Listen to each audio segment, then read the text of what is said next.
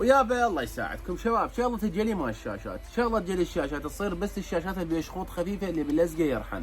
يعني اذا الشخوط حاط لزقه وشخوط قويه لاني ما راح يرحن بالجلي ابد. هذا 13 اني شرته على سبيل المثال، ما تنجلي شاشته ابد، هذا تبدله بلازمه اذا تريد توخر الشخوط. تمام؟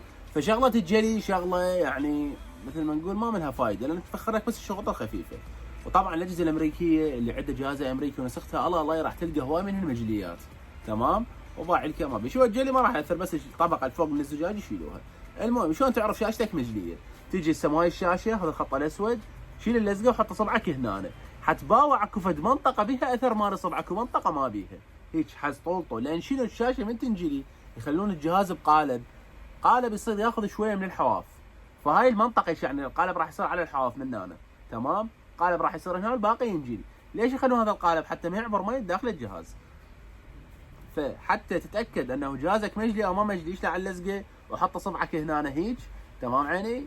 راح تشوف اكو فد اثر على هذا السواد، نص السواد مو كل السواد، فد شيء خفيف تحط صبعك عليه حتشوف مثل اثار فد لون اختلف في الشيء، هذا يعني ان الجهاز مالتك مجلي.